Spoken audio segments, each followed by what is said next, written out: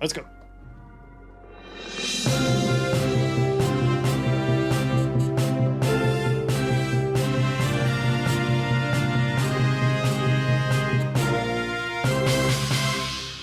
Hello and welcome everyone. My name is Clyde and this is Clyde Plays News, and some of this news is a little bit older, but some of it is extremely fresh. It's been a little while since we've done the news because I was waiting for more news to happen because all we had was this article right over here, which is our top story tonight. It's about some new ships that are coming out. Now, this actually broke a couple of weeks ago, maybe 10, 14 days ago. You might already know about this news, but what we're going to do instead is we'll jump to our other story real quickly and cover that. We've got some buffs, we've got some nerfs, and we're going to talk about them. These are for ships that you're familiar with, ships that are already released. The first one is British battleship Renown, which is a tier 6 battleship. It's getting a buff there for main battery time, which is being reduced from 25 to 23.5 seconds. It's not going to change the world, but that is getting it down to the bottom half of the 20s, which is good. Main battery firing range is also being increased by about 0.4 kilometers with the base firing system, fire control system, and the upgraded researchable fire control system is going to push you from 16.9 before the buff to 17.4 kilometers after the buff. That's great. At tier 6, you're going to be facing tier 8 battleships, tier 8 cruisers, tier 8 aircraft carriers at times.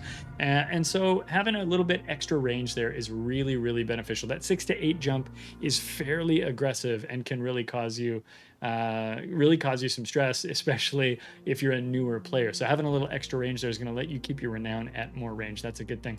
Japanese destroyer Yudachi. Does anybody else like the Yudachi? I like Yudachi. Yudachi is basically like a premium Shiratsuyu, except for you get both torpedo reload booster and smoke at the cost of some concealment.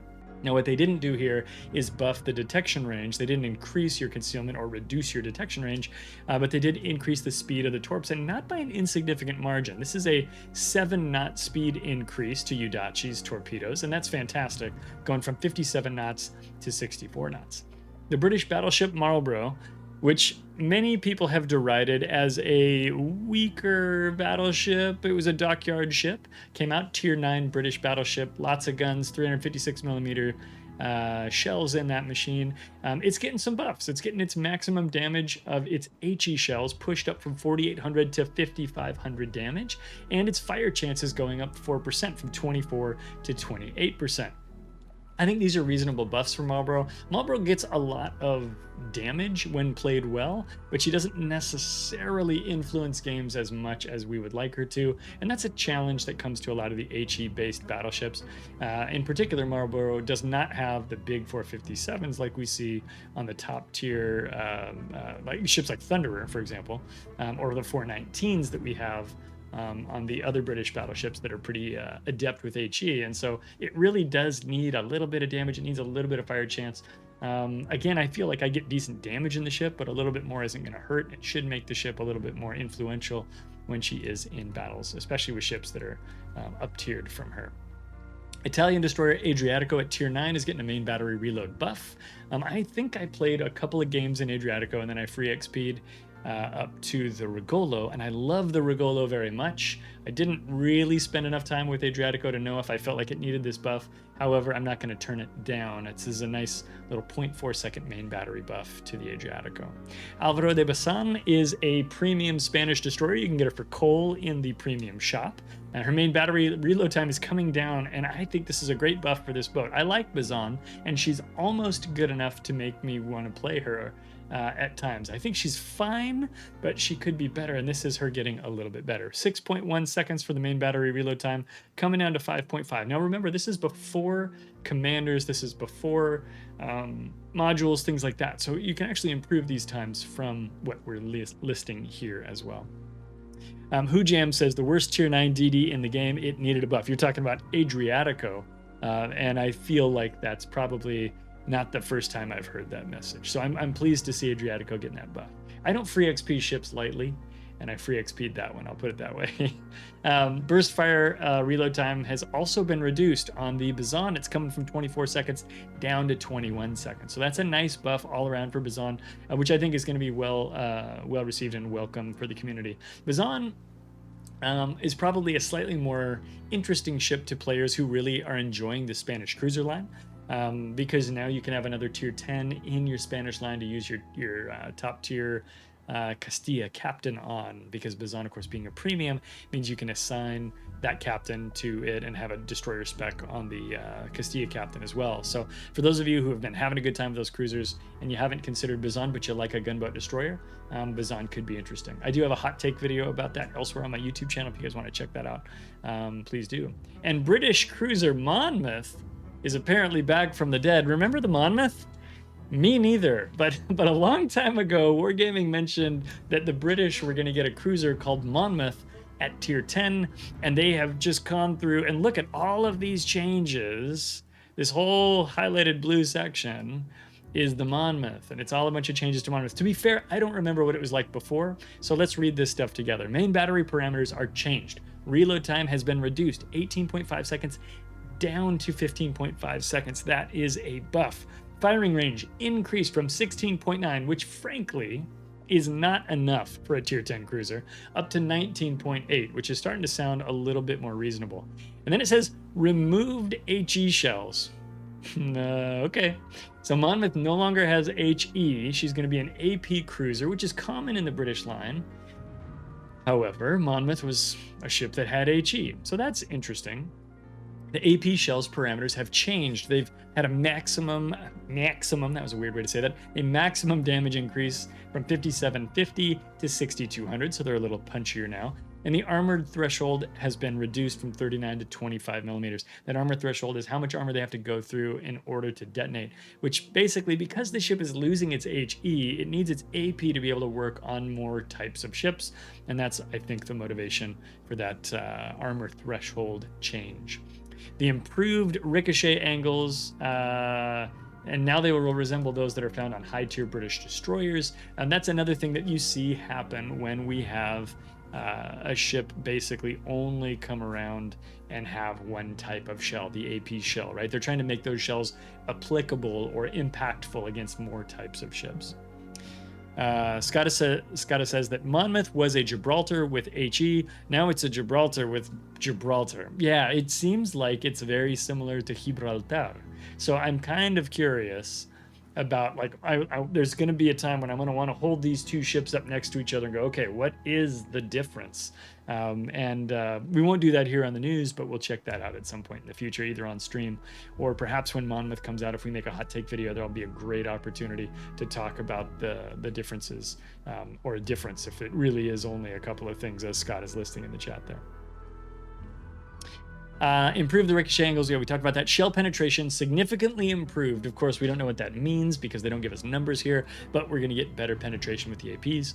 And shell ballistics have been altered for a considerably flatter trajectory, so higher velocity and faster travel time to target. Deck armor has been reduced, so they've given her a nerf from 40 millimeters down to 30 millimeters, and the parameters of the repair party consumable have been changed. HP restoration has been reduced, so it's not as good of a repair party as it used to. It's going 1188 HP per second down to 297 HP per second. So 1188, we're talking super heal territory. 297 is much more like a traditional heal. That is an enormous nerf. But you do get 3 charges. If you go down 2 bullet points there, you can see that the number of charges has been increased from 2 to 3, and the action time is also longer. That middle bullet says it used to be 20 seconds, which is common for a super heals, and it's gone to a 28 second, which is common for a non-super heal. It's a slower heal over a longer period of time, and you get more of them. So big changes to Monmouth. It sounds like they're trying to shape this ship into being something different than it was initially envisioned to be. Obviously, if we see this in the dev blog, it means that they're actively working on it again. So who knows exactly what the timeline is going to be in terms of seeing this ship come out. But now we know a little bit more about this ship that had kind of fallen into a crevasse and we hadn't really seen for a while.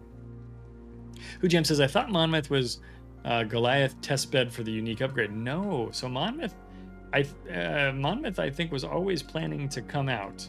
Unfortunately, we didn't see much about it there for a while. As Scott has said, it was supposed to be kind of a Gibraltar, but with HE, sort of like a like Brisbane was kind of like a Minakaze, or not Minakaze, Minotaur with HE, right? So it was intended to be a ship that was coming out, but as you can see, it's undergone quite a bit of changes. If we go back to our top story today, we do have some information on some new ships that are coming out. These have been, again, this isn't the newest of news, came out on the 5th, of November. The first one here is a Tier 7 British destroyer called the Jupiter.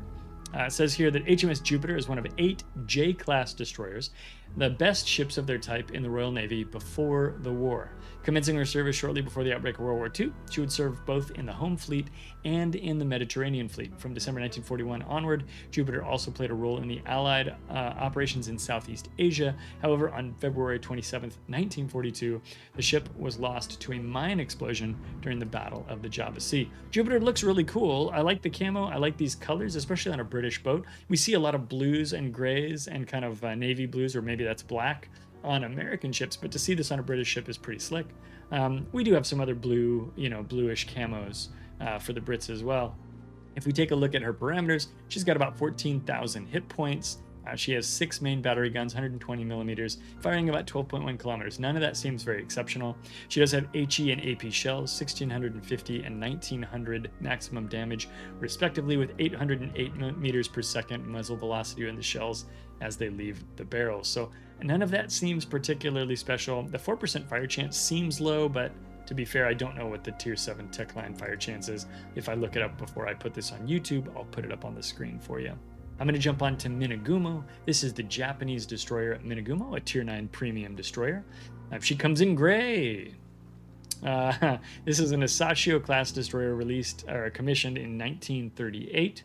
Throughout the war in the Pacific, Minegumo was engaged in invasion operations in Malaya and the Philippines and the Dutch East Indies. She took part in the Battle of the Java Sea and Tokyo Express runs. On March 5th, 1943, during one of those transport runs, she was sunk by a U.S. task force in the Blackett Strait.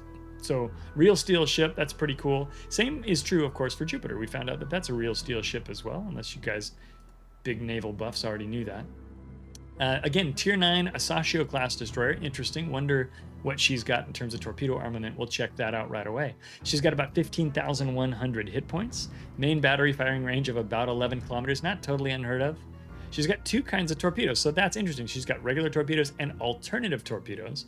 So 21,000 damage approximately for the regular torpedoes with a 15-kilometer range, 57 knots. She's got an alternative torpedo that does 21,367 damage, only goes 6.5 kilometers, which is strange for a Japanese destroyer, with a speed of 77 knots. Very, very fast. 90-second reload time. And a 1.5 kilometer detectability. 1.5, 1.7, fairly common detectability ranges for a Japanese destroyer torpedoes. Neither of those say they're deep waters, so those appear to be standard style torpedoes. Correct me if I'm misreading that at all.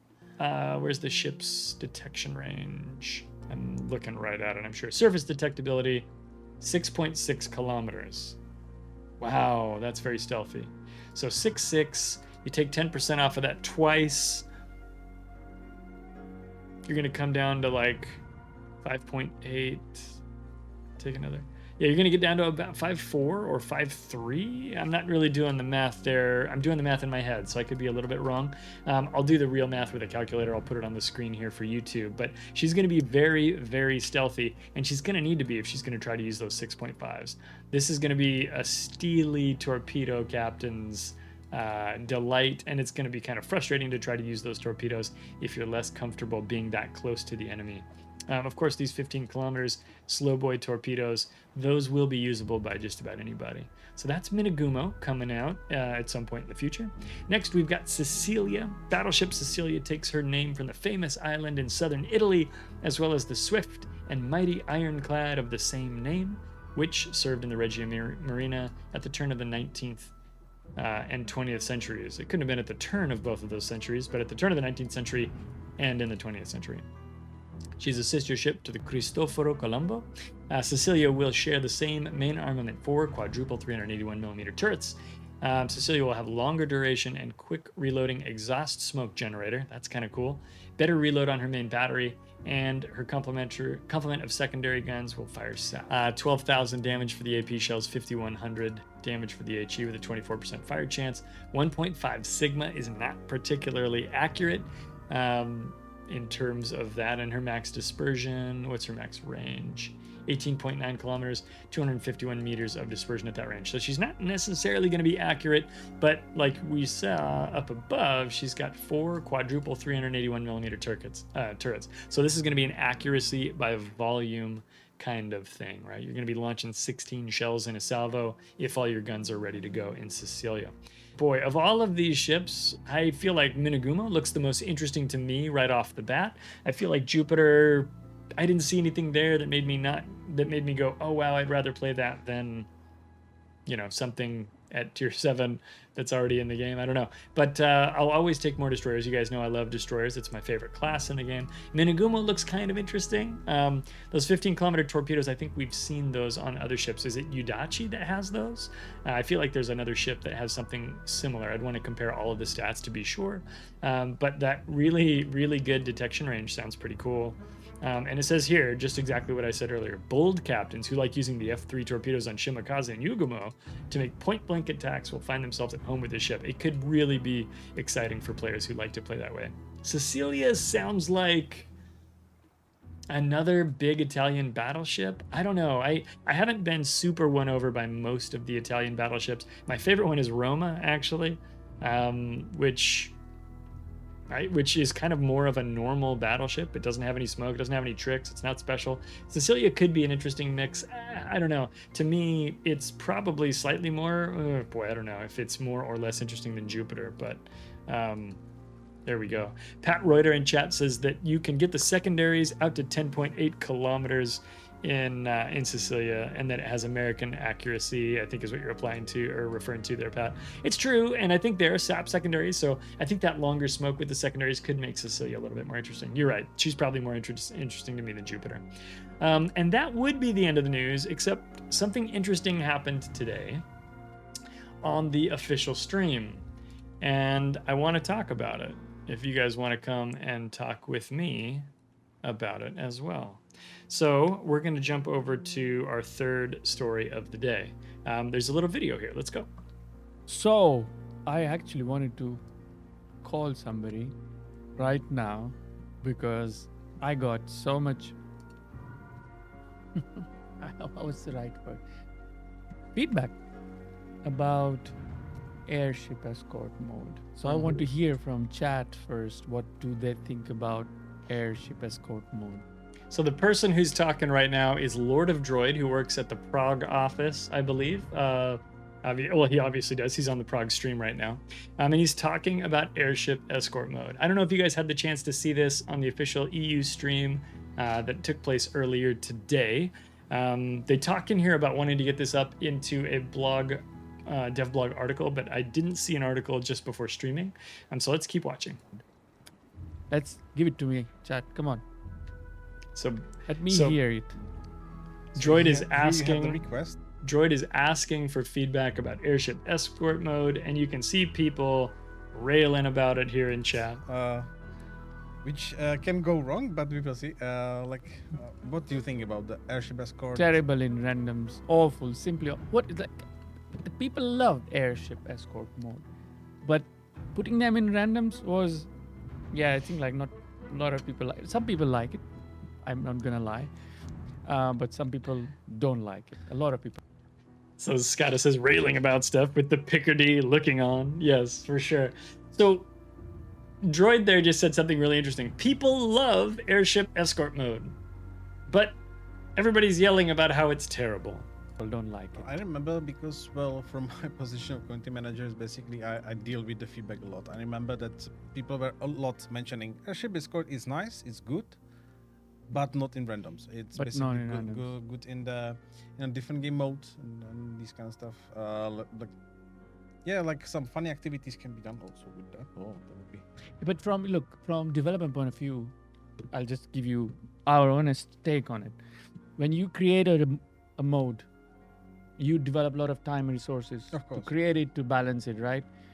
But then if it's only for certain times of the year that you use it, it feels like a waste of opportunity, waste of resources, waste of time and effort. So that's why it went to randoms. But at the same time, we understand that, as I can see here, people kind of felt that it's a good mode, but not actually found its home in random. We need to do something about it. So, Droid there's talking a little bit about basically the value of the investment that Wargaming put into developing Airship Escort mode, right? They developed it the first time it came out. It was called Dirigible Derby. They put it out and nobody liked it. And then they worked on it a little bit more and they put it out again as Airship Escort. And everybody genuinely loved the mode. And Wargaming said, oh, cool, everybody loves the mode. We're going to put it in, we're going to put it in random battles. I'm going to make this bigger. We don't need chat anymore now that this will make it a little easier to see. We're going to put it in random battles because people love it so much. And then instantly people started hating on Airship Escort mode, right? And they talk a little bit more about why, but one of the things he talked about was, it feels sort of like a waste. We put all this work into it. We thought you guys would liked it. You told us you liked it. So we put it in randoms. Then you told us you didn't like it, right? And of course, we have reasons why we didn't like it as a community in random battles. People I think liked two aspects of it. They liked that they could play Airship Escort mode without any fear about their stats. Wargaming doesn't care about your stats like you do, but we do, and they know that we care about our stats. And so it was a nice way to just blow off steam and go out there and play all brawly without messing up with our stats. And then we certainly had a conversation a little bit about, or the other piece I should say that I think people liked is they liked picking a ship, right? They liked knowing they were going into that mode, they could take something that was optimized for it. Scots, yeah, that'd be great. If you want, we can chat about it a little bit afterwards and get your take. I'd love to chat with you on it. So I just, I'm kind of narrating this stuff. I'm trying to be impartial on this. And we'll talk a little bit about my opinion as we continue on, but let's continue on. I really thought it was great that they addressed this on the stream today. I was very surprised about what came next though. So I think the chat is very divisive and decisive at the same time. So I'm going to call one of our guys live right now and demand some explanation. Guys, are you with me? We're going to call a developer straight in Belgrade. Okay. Hopefully we'll have the answers for this because I wanted to do this for some time. Let's see. I because it's on my phone. I hope you guys can hear it. So let's see. And this is, first of all, I do want to say that I like when Lord of Droid visits the stream. I don't know if anybody else likes when Lord of Droid visits the stream. I hear you there, Photos. I think it is serious, and I'll tell you why as we keep going. Number one, Lord of Droid is some sort of in charge guy. I don't know how the structure works at Wargaming, but he's some sort of pseudo in charge guy. I also like that he has a cool racing stripe on his phone, and I like, from what I can tell, it says right there, Global Operations Director. This is a pretty serious title that he has compared to Yabako here, who is a Community Operations Manager. Both important folks in terms of the game, but Global Operations Director is serious business. But I like that Lord of Droid comes on here, and I like that Lord of Droid enjoys a little bit of theatrics. I find that fun, and he's putting some production into this. I do think that this is, of course, a topic the community is very serious and passionate about, and so we'll continue to watch here. Who does he have on the phone? He has a gentleman named Valentin on the phone. Let's go. he's like a real guy, by the way, so it's not a joke. Let's see. This I is. hope he... He says, this is like a real guy, okay? I'm going to call a developer. This is like a real guy. This is not a joke. I love it. I love it so much. Let's go. He will answer. Hello? Hi, Valentin. Yes. How is it going? I'm fine. Just went out of the shower. How are you? Oh my God. So DMC is in the bed. You are in the shower. I'm calling people at the right moments. Okay, great. How are you doing? Fine. What happened? First of all, I love that, by the way. So if you're a developer and you get a call from the Global Operations Director at night, the first question you want to ask is, what happened? What is wrong? And do I need to put my shoes on? Like, am I coming down to the building today? Like, what is the thing that is happening? So this is how I know Valentin is a real developer, is he doesn't really want to talk to Lord of Droid and be pleasant. He wants to find out what's broken because he thinks he has to go to work, which is what makes me laugh here. I love it so much. Well, that's funny, Scott.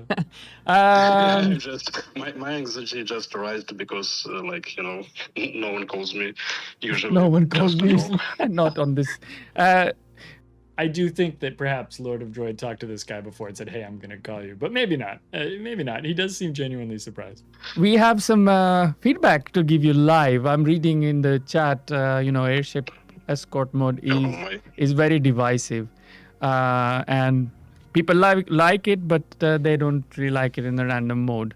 I hope chat can hear me, or hears Valentin as well. So before I talk about this, I just want to introduce you so that chat can understand who they are talking to. So you're not a random person. So maybe you can introduce yourself. Okay, my name is Valentin. I am team lead of the Maps and Modes team in Belgrade for the World of Warships. So we are responsible for all the game modes, events, maps, and so on. Game modes and maps. Okay, so somebody said submarine. So guys, sorry. That's a fun title to have, but I bet you obviously it's a lot of work, right? He's in charge of game modes and maps. He's the team lead. He's a developer in Belgrade. That's who Valentin is. Let's go. Wrong number for submarines, but this is definitely for maps and modes, which includes Airship Escort mode. Okay, all right. So what do you think about Airship Escort as a standalone? Well, it's a great mod. I think people liked it before, as we know from our statistic and perception surveys. So, and nothing wrong with it. Well, okay, and then. But people don't like it in random. What do we do about that? Because we are hearing it since we added to the game in randoms. Well, tough question. We've been monitoring the mode since it was released. We did some surveys and check statistics, check some hypotheses.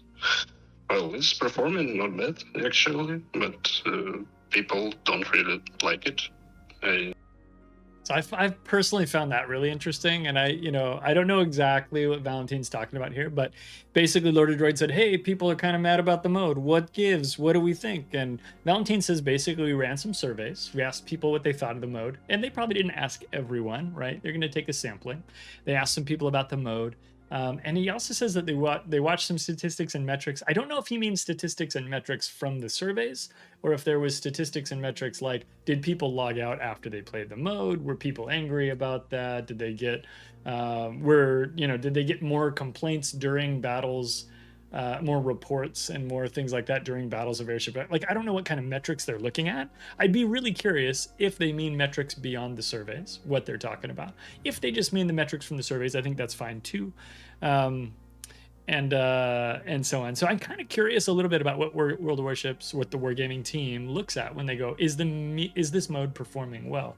We know what the community's feelings are because the community tells us all the time, right? Constantly in every stream, every official stream, it's remove subs. Sometimes we still get the old chestnut remove CVs, and right now it's remove this battle type, remove Airship Escort from randoms, and of course we continue on with the conversation. I know why, because how do we put this? It's too different from the usual your experience in random battles. So it's hard to adjust your behavior and your ships and so on, because it's promote a different gameplay. So you need a different strategy and so on. So I wanted to pause here too. So Valentin says, I know kind of why people don't like it. It's a different kind of mode. It requires you to play differently and to try different strategies and use your ship in a different way. I'm paraphrasing, of course. To me, that's a good thing. I wasn't a huge fan of Airship Escort mode, but I didn't dislike it like the community dislikes it. I feel like it's a good thing for us to think about these other objectives and play that way. I know that a lot of you guys in chat are going to disagree, and I want to point out that those opinions are valid. It's perfectly fine to feel however you feel about the mode.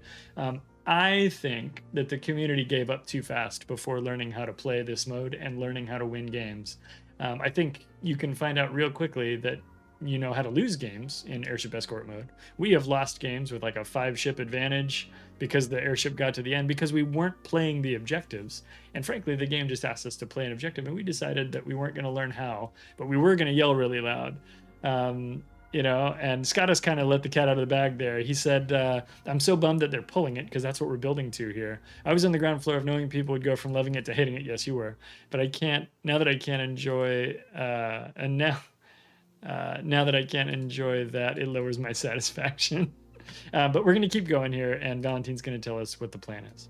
So can we remove it? Can we remove it? What? Can we remove this mode from randoms? Yeah, sure. Sure? For it, like. Just like that. Just like that. Now, obviously, this was a decision that Wargaming had already made, right? Lord of Droid didn't call this guy hoping that he would change the course of development. That is not how these decisions are made in any sort of technology company. This was a thing that Lord of Droid knew before he called this guy. Now famous. We know subs aren't going anywhere. But let's continue and see what happens. Just like that?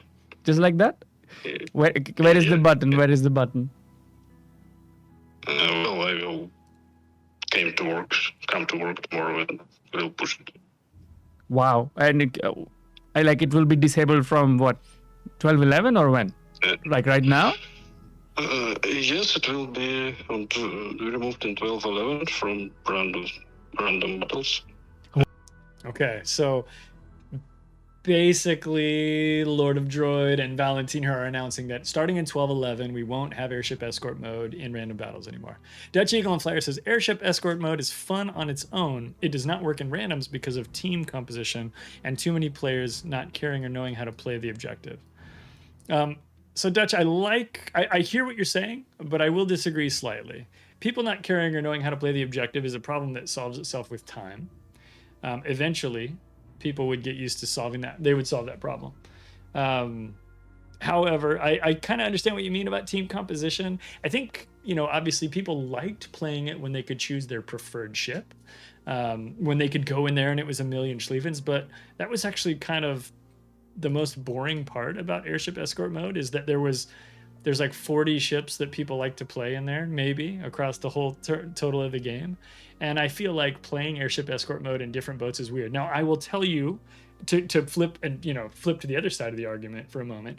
I played Airship Escort mode twice last week in my Kaga, and that was a weird experience. It was not my preferred ship to be playing Airship Escort mode in, but I went out there and contributed to the best of my ability just the same.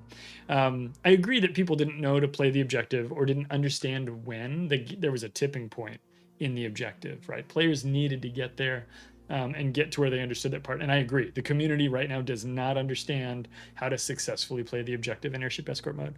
And I'm just a little sad that we didn't have a little more time to figure it out.